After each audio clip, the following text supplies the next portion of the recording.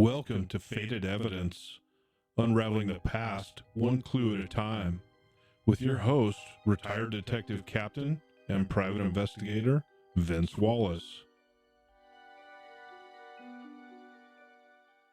Hello, everyone, and welcome to the first episode of Fated Evidence. Today's guest is Monty Wallace, the cold case coordinator for the Yellowstone County Sheriff's Office. He's the one that went through and started the unit and put it together, and actually did the first, evaluation of the cases from the very beginning. I think we started out with 9 cases at that time. And you went through and basically started the unit and evaluated the cases for solvability. So welcome. Well, thank you. Thank you very much. It's kind of interesting how we started the unit. Back in 2011, the brand new sheriff in Yellowstone County, decided that there were many unsolved homicides that were waiting in the wings to be solved. Nobody had worked them for years. The files had kind of been put away in the back. Nothing was happening with those cases. And he thought it was time to take a look at them and see if there was any meat on the bone that could be used to solve those cases. So I happened to be walking by his office one day when he was talking about this, and I had just retired from my job in media, being in the media for many years, and came into his office, and he was telling me what he wanted to do. And I said, well, I'd be happy to volunteer and help you. Right. And he said, good. Here's where you start. Go upstairs to detectives and start looking at the files and let me know how many cases we have, how many you think had solvability factors that would allow them to be solved. Right. And let's see where we go from there. And just in furtherance of that a little bit, I mean, you obviously had been in law enforcement at that point in time. Yes, I've been a reserve deputy for 20 plus years, and had some law enforcement experience, not full time but part time, and certainly had an interest in the cases and how they can be solved. And I think another aspect of that is you being in the media, you were aware of some of those cases from back in the 70s or whenever some of them had occurred. Yes, over my career, I'd been in news and covered many of the homicides that we ended up looking at. Yeah, that's you get both perspectives of it, yes. I guess. The good and the bad. Right. Very true. So yeah, continue. What? How was there actually around 9 cases at the time? Yeah, we looked at everything that I could find in the files, and there were 9 cases that were very prominent, that we felt had good solvability factors, and that probably had enough evidence where we could actually go into those cases and make some progress. One of the things you look at with any cold case is the case files themselves. And in many cases, we found cases that were 1 or 2 binders worth of information, right, and other cases that had 25 or 30 binders. So how much work was done on the original case is one of those areas that you look at just to see what they might have done and not done. Right. So one of the very first steps is actually looking to see if the information is maybe there and available. Yes. Okay. All right. Did you run into some of these cases that where there wasn't any? I mean, or very little? We did find a couple of cases that we thought had some potential, but yet the amount of information in the case files was minimal. Okay. And that could have been for a variety of reasons. Right. The number of homicides that were occurring around that same time, allocation of resources back when that case was originally investigated, right, and basically who was looking at the case and part of the investigative team at the time. And I imagine, when you do find a case like that, obviously the solvability factor for that case diminishes quite quickly. Yeah, if you don't have enough to look at, that's certainly a major factor. Right. And of course, the evidence.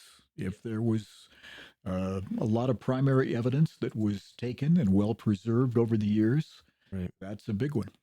I know that, when I came up to detectives, I took time to read all of those case files, the 9 of them. And I think, there was a couple that I do remember where we did not have any information at all. I mean, there really is minimal and that's probably putting it, as nicely. Yeah, nicely. So, they kind of go to the bottom of the stack. Yeah, there are extremes on both ends, I think. Right. Some of the cases were very well investigated. You have to look back at the original investigators and give them a pat on the back because they were so thorough and covered all the bases, or thought they did at the time. Right. And other cases where the evidence is minimal and the investigative reports are minimal. Right. And the amount of information and possible suspects and people that may be available to interview currently would be limited. So all of those things obviously play a role in the prioritization of these cases, correct? Yes, there's something called a solvability matrix that we took a look at, and it talks about evidence, the victim, informants, witnesses, suspects, case documents, case reports, medical information, autopsy reports. All of that goes into the solvability factor that we look at. Right. Yep. Yeah. They all. I mean, I know that, with the experience that we've had, in this case or this cold case unit, I know that now we're at a point we have read all of the cases, but future wise, it'd be fairly easy to grab an evidence list and, the first few pages of the investigation and kind of see where we're sitting as far as solvability goes. Yes.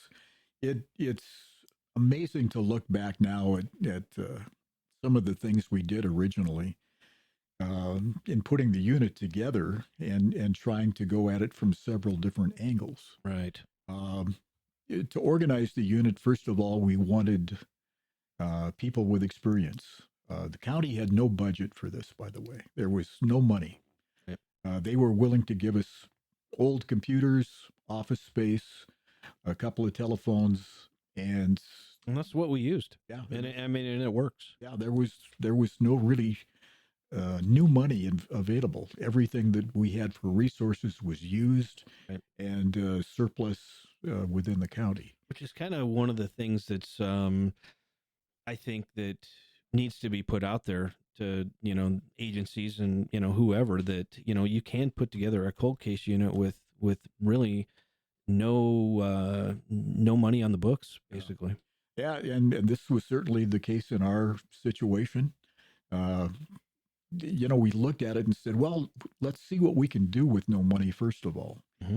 And then if we're successful down the road, maybe they'll allocate a few bucks to us in the budget. Mm-hmm. And they eventually did. I think we ended up with a $5,000 a year budget from the county. That's what I had when we were doing it. Yeah, and I think you got that for us. And that was good for us to start. I mean, it really was. That amount of money didn't hurt us. I mean, it paid for the basics. It did. The main ingredient is the manpower. Right. As with any endeavor, you have to have the right people and you have to have enough people. Right. In order to make it happen. What I did was go out and recruit as many retired law enforcement agents as possible. People from Billings Police Department, Yellowstone County Sheriff's Office, the DEA, right, Secret Service, FBI, even attorneys, people from the U.S. Attorney's Office, right. Retired crime analyst was an important ingredient in the initial setup of the agency.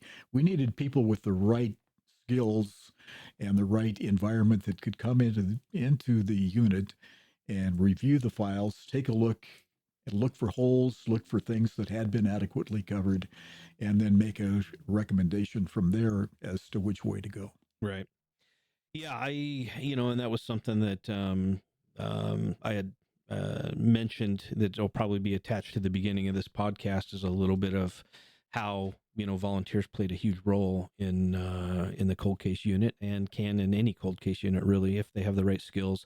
And even I touched a little bit on how members of the public, if they have skills, can be helpful with the cold case unit and organization of case files and clerical things putting together. I mean, obviously there have to be vetted and backgrounds done and that kind of thing, but it's people that do have special skills with the the reviewers aspect of it being former law enforcement, yeah, that's very important. Yes, it is. Um, And when you stop to think about it, this is basically a giant research project.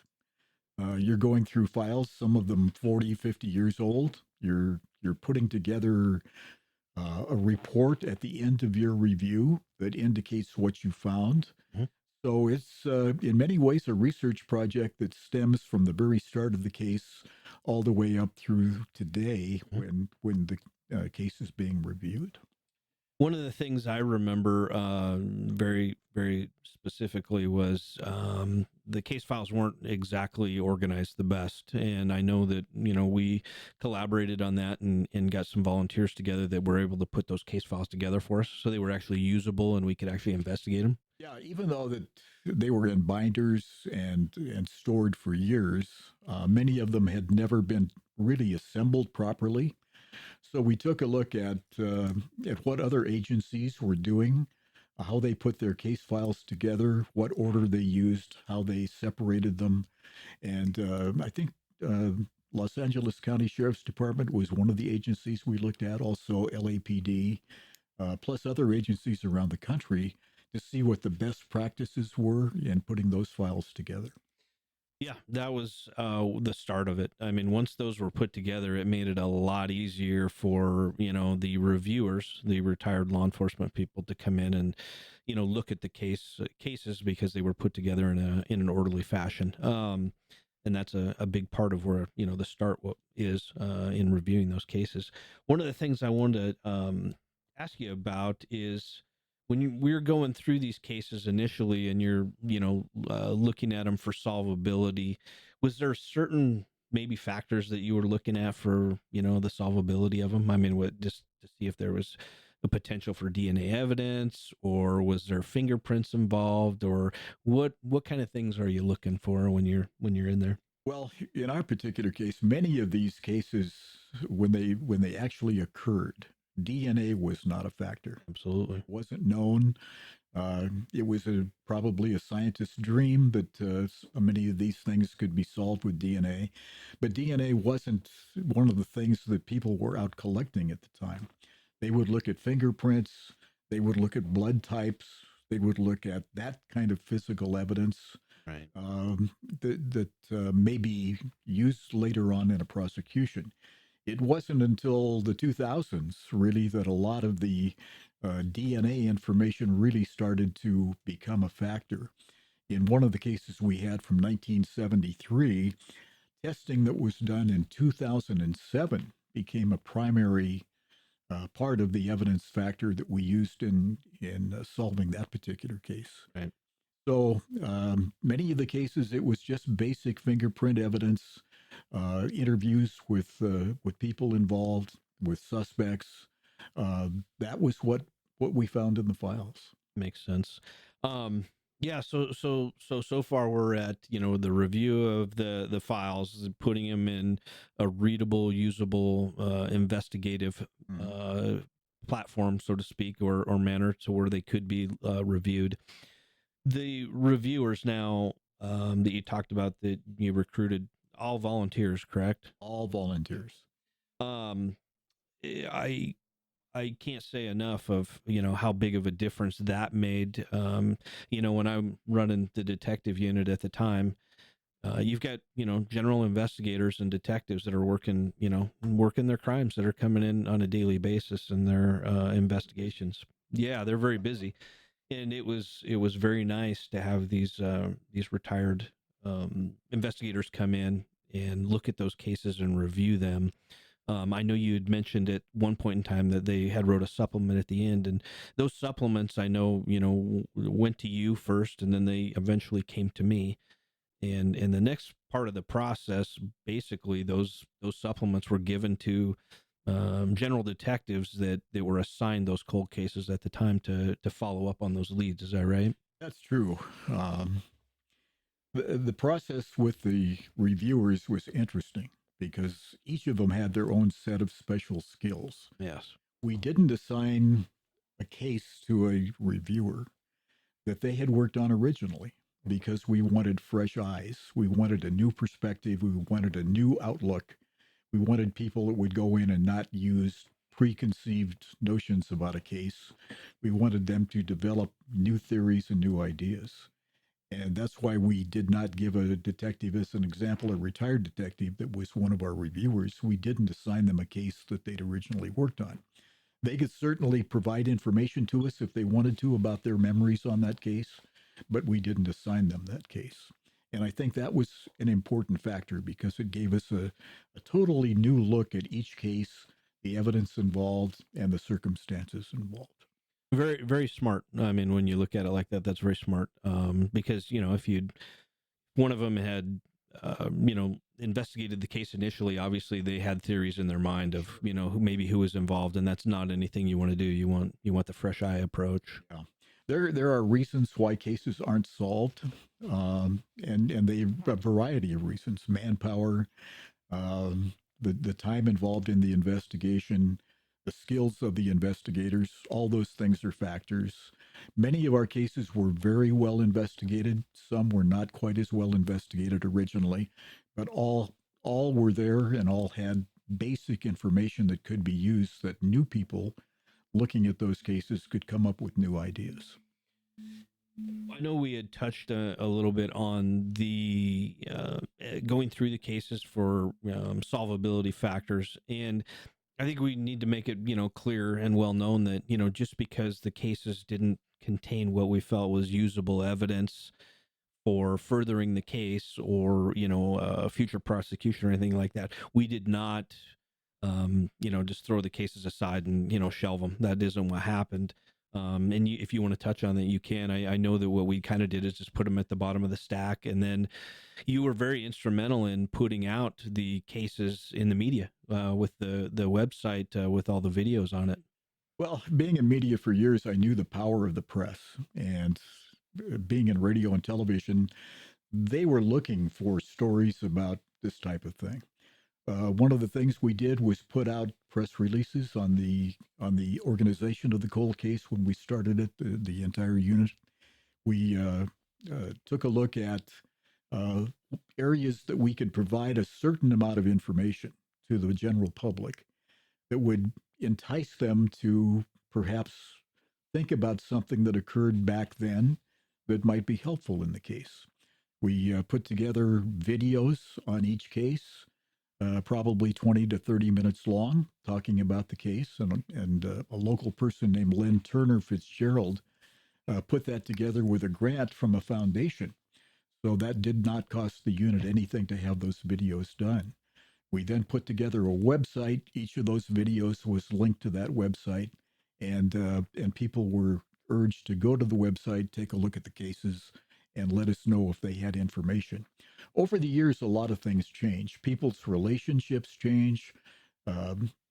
People come and go in their lives. They die, and information that might have been held confidential over a 20 or 30-year period, that might be information that they're willing to share today. So we use that angle to try to get tips and information from people and the general public. I think that's really important to hit on is the community and public engagement that we had with the unit, and still do.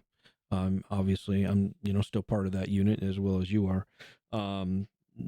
Just how we handled that was impressive to me, just for the simple reason that we did reach out to the public with information on cases from the 70s, and we have got tips on them. I mean, and I think it's important to note that there's still tips that come in on these cases that are 40, 50 years old. Well, I think people have a general interest in cold cases. It's something that they've heard about, read about, seen on television, and a lot of people would like to be involved in some way. And a lot of people were around when some of these cases occurred. And in our investigation and going through the outlook to the public, the outreach, people did have some information that was helpful. So we've tried to use that angle as a supplement to what we're doing on the case side, and to try to bring in new information that may not have been available 20, 30 years ago. You actually touched on some place that I was going to head to, which was instances where the public tips of significantly advanced cases or a case.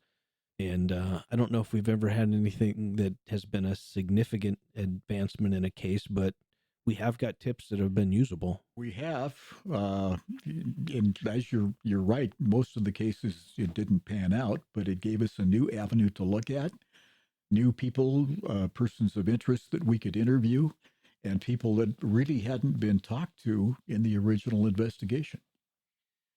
Going back to something we're touching on a little bit. I had talked about how we don't shelve a case if we don't look at solvability or if there's low solvability factors. Mm-hmm. Do we ever come back and reevaluate those cases, or do we just consider them open as new tips come in and then go back to them? We always go back to them as time permits. Right now we're reviewing 3 cases that we think have good possibilities. They were originally investigated and reviewed, and we weren't able to make progress on them. But we always go back and review again. And it's interesting how you can look at a case a second, third, or fourth time and come up with new information. That's very, very true. I mean, we're seeing that even now as, we come back, we'll see things that maybe weren't looked at the first time, or we overlooked them or something. And we always say, how did we miss that? Yeah, that's the actual word that comes up very frequently.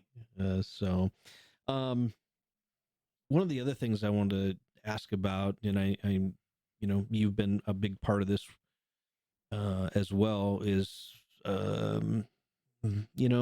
keeping the victims' families involved with these cases. Can you talk a little bit about, what we've done with that? I think that's very important. There's such a huge impact on the families and friends of these victims of these, cold case homicides that, we've actually really opened up, especially on one case I know of that, we'd worked very hard at and solved, where we, opened it up to the family and brought them in at some point, and, with every bit of factual information that we had with this case, on butcher paper, literally, who is this? Yeah. If you could touch on that. Well, it's kind of interesting because some of the families want involvement. Some of the families don't. Some of the families want an investigation to continue into the death of a loved one. Some of the families don't. So you really have to kind of listen to what they have to say, find out the level of interest of the families. We had one case where we had 1 or 2 family members that were so glad the department opened up a cold case unit. They called us on a regular basis. We talked to them on a regular basis. They gave us information on a regular basis. They were always there in case we had a question on a person that would come up in the case. Do you remember this person? Do you remember the circumstances? They were highly involved in that case and in the success ratio of the case. Other families say, you know what? It was such a bad situation. I don't want to bring that back up again. I don't want those memories. I don't want anybody to even look at this. We're tired of it. It was nothing but pain and suffering for us. Please leave us alone. And we've honored them when they've had that particular attitude. Right. Didn't understand it, but we honored their right to do that. Right. Yeah, I won't forget how, because it's not the norm the way that we did that when we, with the case that I'm speaking of, to where we brought them in and asked them with all the factual information, because really at that point in time we didn't have anything else, and it didn't develop any new leads for us, but I think it changed their perspective of the investigation and the investigators at that time, because we did include them. I mean, would you agree? I do. And we made some mistakes along the way too. We had a case where we got a donation from a local person to do a billboard on one of our cases.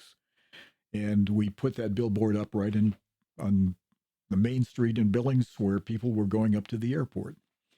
And it said, who killed these people? Phone the Yellowstone County Sheriff's Office cold case unit if you have information that would lead into the arrest or conviction of a person in this case. Well, we had not told the relatives that we were going to do that.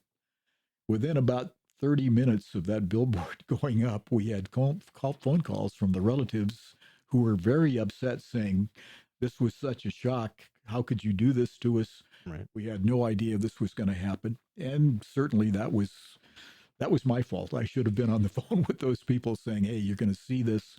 Please don't be shocked. Don't be concerned, because this is what we're using to bring in new information."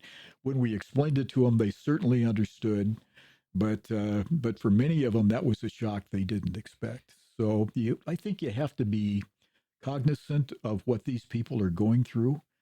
In many cases, these deaths were a major factor in their family.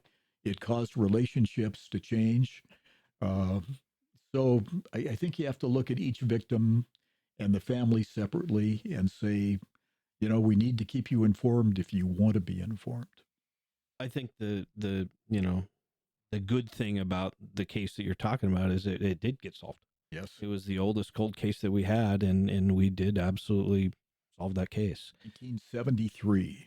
Yep. And we'll, in a future podcast episode or episodes, we'll go through that case step by step with everyone and explain to them the investigative process, what we did and how we did it, and how it got solved, so everybody has an inside look at that. Sure.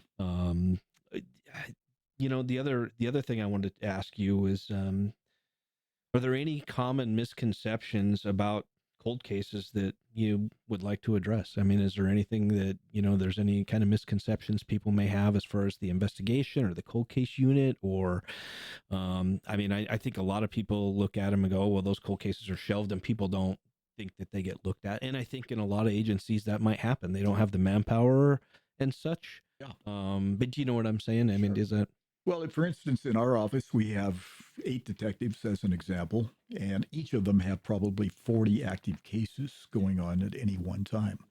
And they're busy. These people work 10, 12-hour shifts, and they're out on crime scenes. When something current happens, they're there, and that's where their attention goes.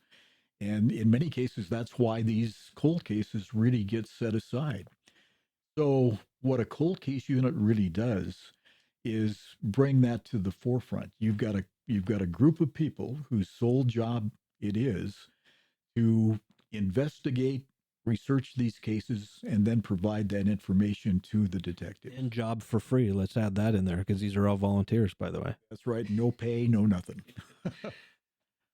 So that's what happens, I think, in many cases over the years, is that the current workload really supplants the opportunity for the detective division to work these cases like they should be worked. And that's natural. That's what happens.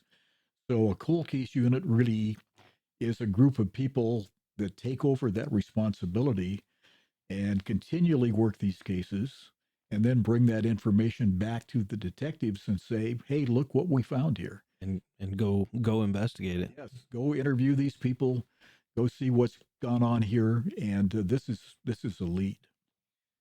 Let me ask you this question, and this is more on the personal level, and this will be an easy one to answer, but what motivates you to keep working on these cases?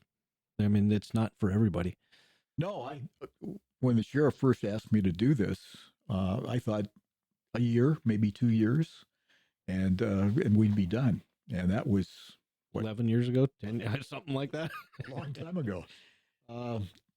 So for me, I guess it's the families, the victims, that really can't speak for themselves. The families, in many cases, want to know that somebody's still working on this, and looking at these cases on a regular basis, and looking for the leads and talking to people, and that the investigation continues. So for me, I think without my involvement, and I hate to say this, but in the involvement of some of our volunteers, there wouldn't be a cold case unit, and those cases would not be looked at. And that would be a shame after all these years to see that effort go away. Mm-hmm. I think you're exactly right about that. This is one of those things where I look at it, and say, hey, you know what, being a volunteer, whether you have law enforcement experience or not, everybody can offer something to a cold case unit, whether it be, you're a paralegal, or you've got, skills as far as, as a librarian or something, to where you can categorize things and put things in order. I mean, everybody can contribute some way if there's a cold case unit and a department will let you do it. I think that everybody can offer something. It was very smart in reaching out to retired people, as far as retired investigators, and using all of that knowledge. I mean, you're talking hundreds of years of knowledge between all of these people and experience. Great people. To volunteer their time, and they gladly did that. Not a single one of them, I remember, at all complained. They were actually happy to be there, and they actually came in religiously. I mean, it was like every week, they would come in at the same time, same place, and it was very neat to see. Yeah, they were happy to volunteer and to give their expertise and their time. The frustration, I think, for those people was that because they were no longer uh, in law enforcement, Right, and no longer certified to do that type of work, they couldn't go out on the street and do some of those interviews and those investigations. We were good about allowing them to witness some of the interviews that the detectives did, but boy, I'll tell you, they wanted to be in on that. And it was a little tough for most of them because they couldn't do the detective work that they used to do because they no longer had the credentials to do it. And that was the only thing we really ran into with keeping the volunteers, was that they would get all this information, all this involvement again, and get so involved in the case, and then could only carry it so far. Yeah, I did witness that, several times myself personally, watching that. And we included them as much as we could on, the furtherance of just past the review. But, you're exactly right. I mean, we had them, categorized as special service officers in the state of Montana. And, that allowed them to come in and review and go through those cases after, non-disclosure signed, and obviously all the background stuff that we did, even, on their retired status. But I will say that we did come up with some very good information from those folks. Some very good stuff that was, very good information for detectives to follow up on. So their experience definitely paid off. And we rely on that information today. Just last week, we were going through the supplements that were written by many of the reviewers, the volunteers, that contained information that we're still working on today. Yeah, I mean, some of the things that they were coming up with, as I saw the reviewer supplements, and I, dispersed them to the detectives assigned to the case, I was like, that's pretty sharp stuff. These were great people, and they still had the skills, even though they'd been retired for 10 years, 20 years, 30 years or more. Right. They remembered a lot, and they still had the skills that made them successful originally.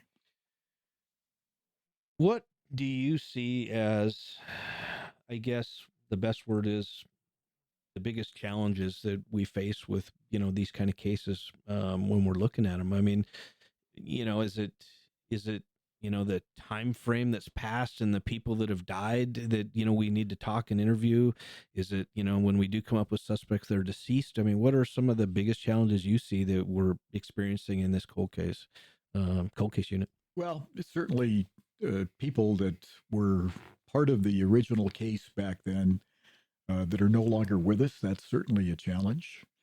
Finding many of these people that are still alive. In many cases, they've moved away.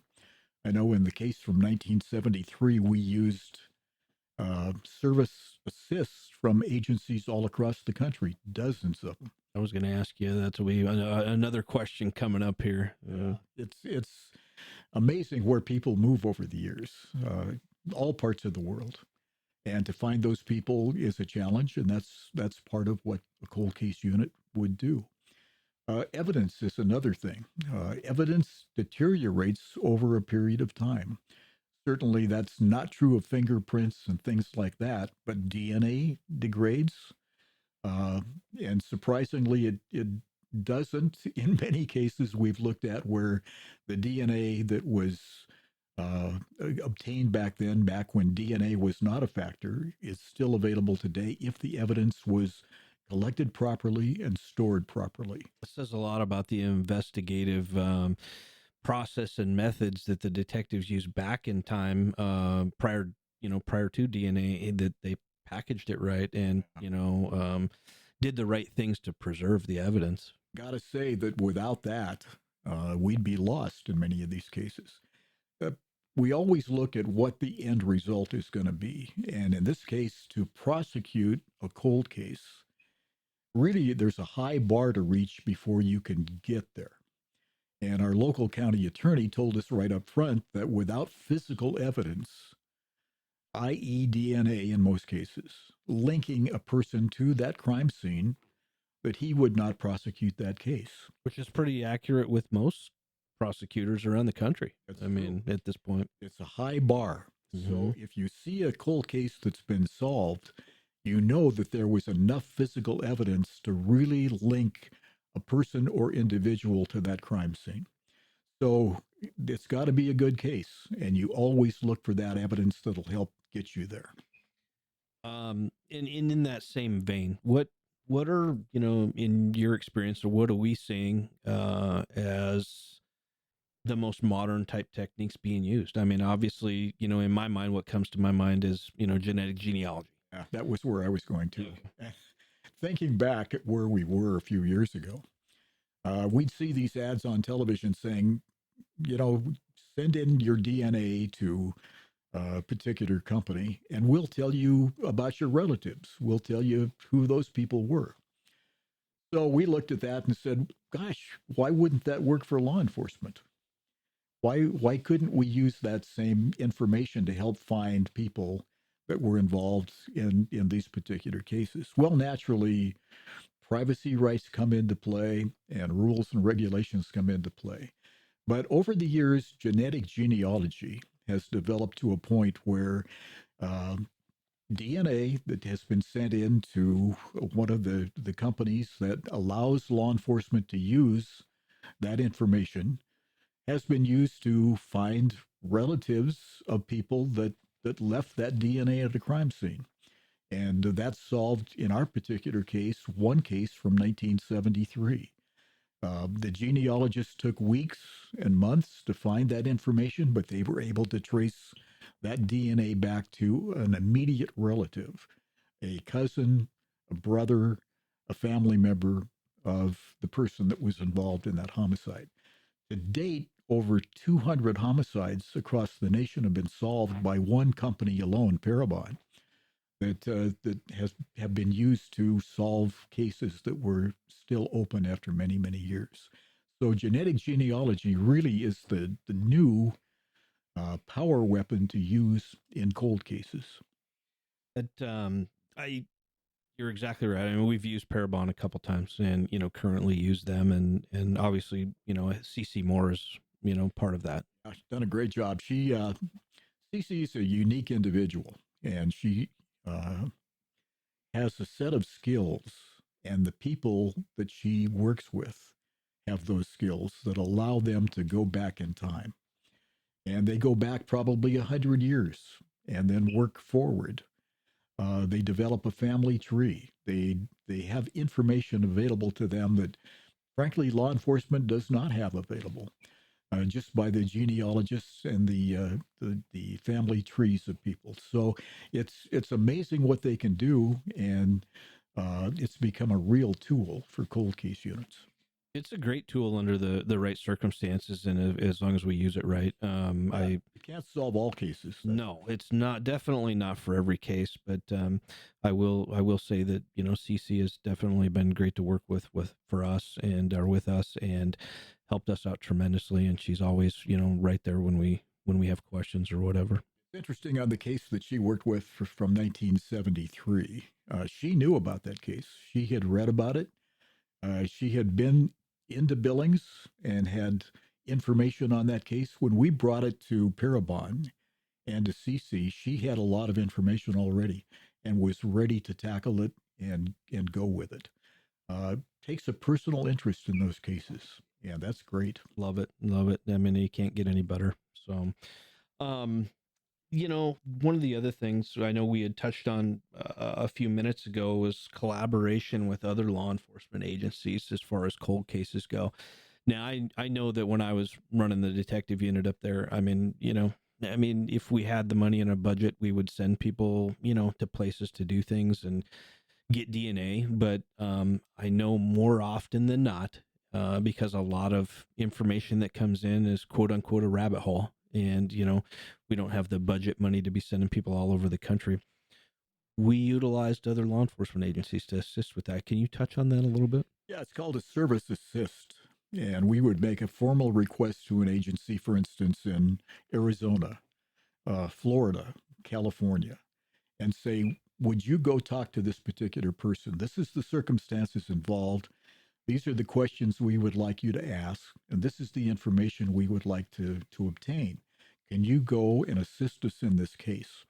I don't think we were ever turned down. No. In any of the service assists. Agencies were great to deal with. They were, and they were eager to help us, and even today we get requests back from those agencies saying, "Hey, can you help us with our case?" And we gladly will. Yes, it's a good working relationship.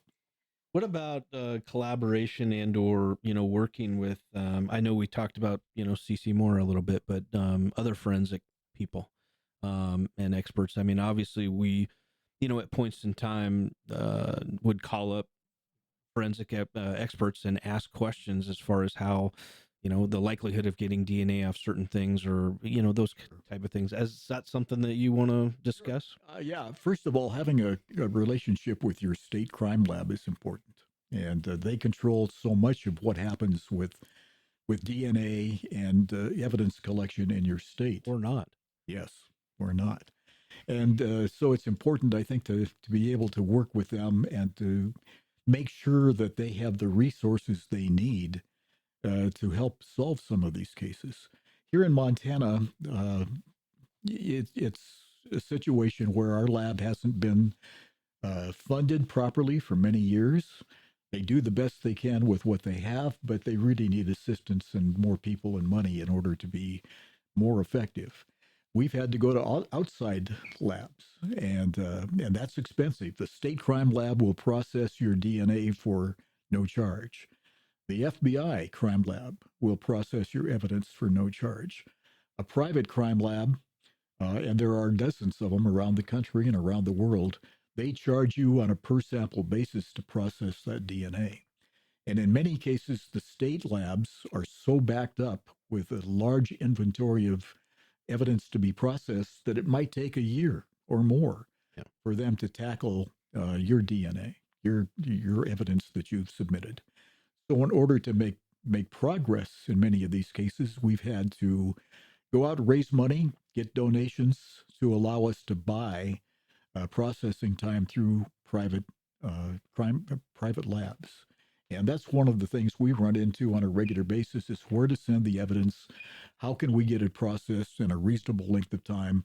How can we get it done? And who's going to do the best job in processing that evidence? Yeah, and then we've run into issues of certifications and what's accepted in the state and what isn't. So there's a huge issue, and it's a very in-depth issue. Probably the most frustrating part of having a cold case unit is working with that type of evidence and the labs involved. The outside labs, the for-profit ones that obviously get paid, their turnaround time is not bad. I mean, it's 6 weeks, maybe 8 weeks. I mean, it's weeks or months compared to years. Yeah. I mean, so I like that part of it. I don't like the fact that, that you have to pay for it, but I do understand. And, the fact of the matter is that, the donations that the unit got paid for that, which is nice. I mean, that's the community putting in money and paying for, those tests to be done, which is great. I mean, that's community involvement right there. Well, we have one donor in particular that has done, probably 25,000, 30,000 in donations. And a volunteer. And she volunteers her time also. For the cold case unit. Yeah, and she works with us. She believes in the concept. And she's willing to donate her own private money to help us get where we need to go.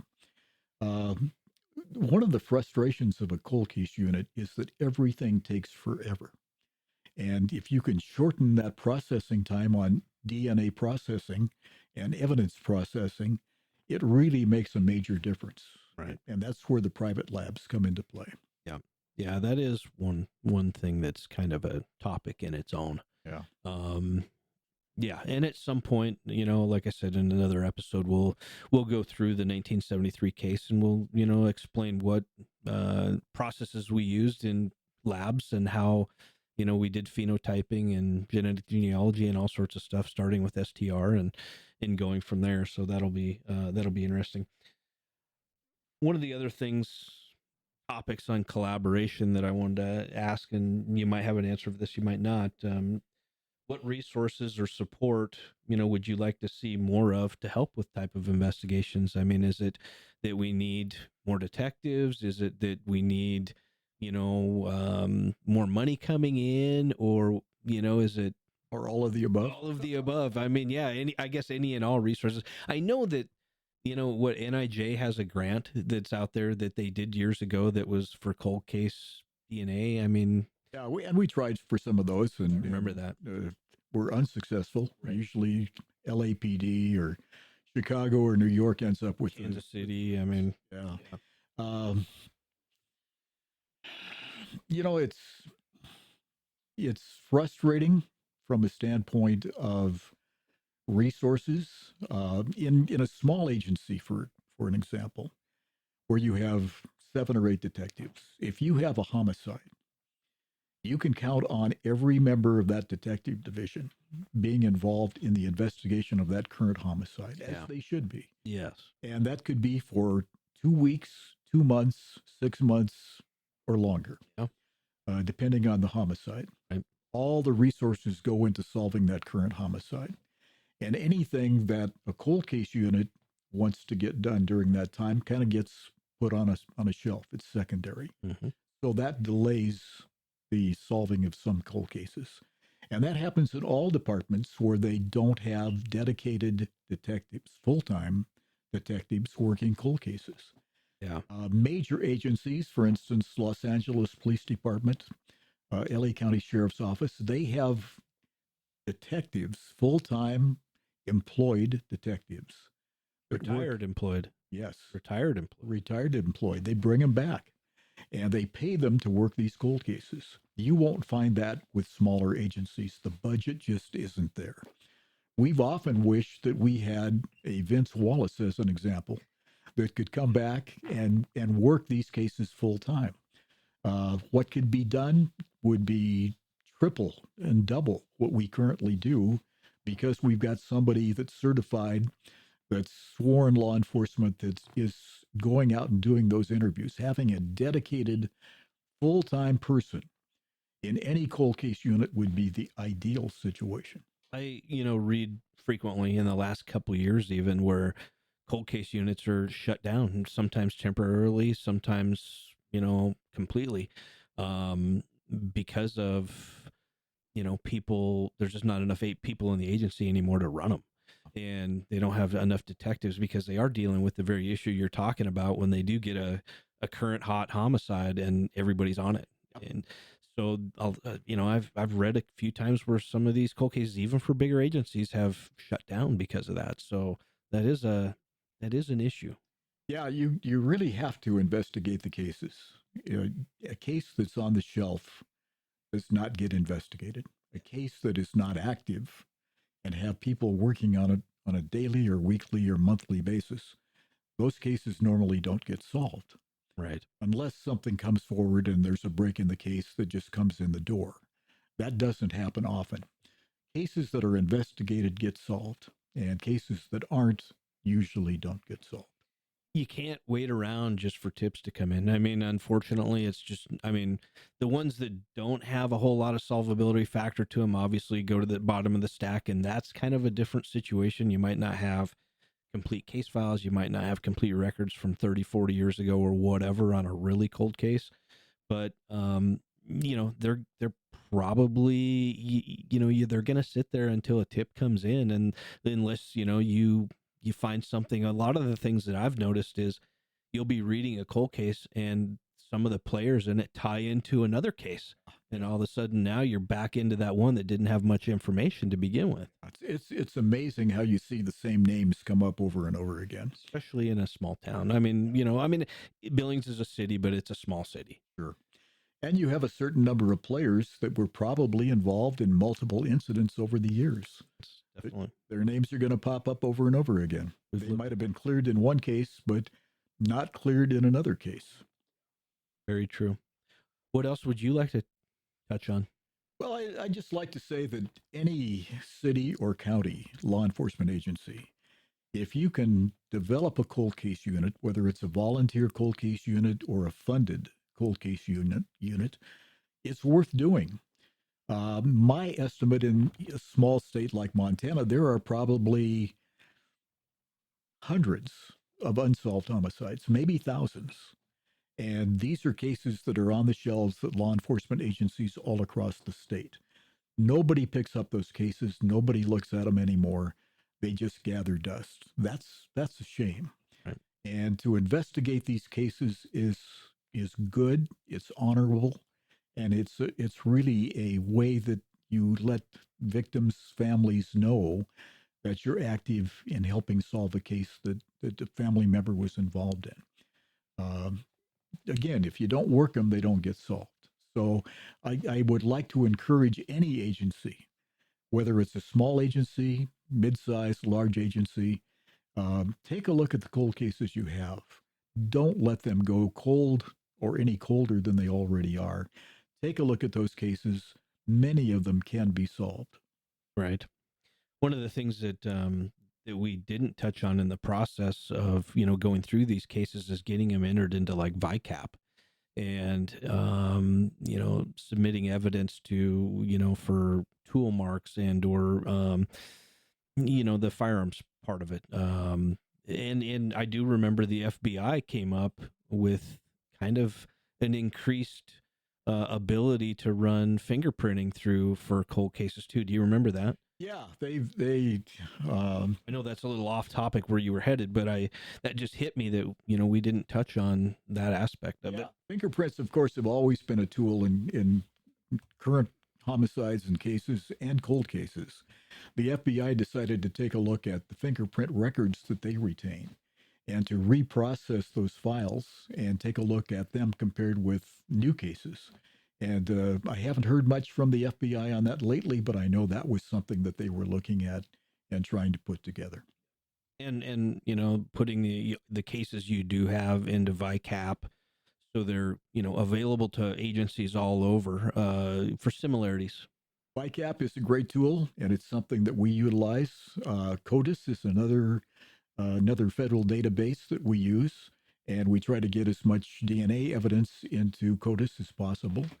It's using all the tools that are out there. Law enforcement has changed. It's a highly complicated web of sources, information, and organizations that you can use to help solve a case. You got to be aware of them though, and if you're not, you'll miss it. I mean, a really small agency probably isn't going to have those connections to where they're aware of these type of things, and you gotta have those connections and be aware of those tools that are available. Because I mean, really, if you a smart detective uses what tools they have available. There's an organization called the Cold Case Foundation out of Utah, where I was headed. Great minds think alike. The Cold Case Foundation is made up of retired FBI scientists, people that are highly skilled in classifying types of homicides and the people involved in them. They will take a case. Profiling.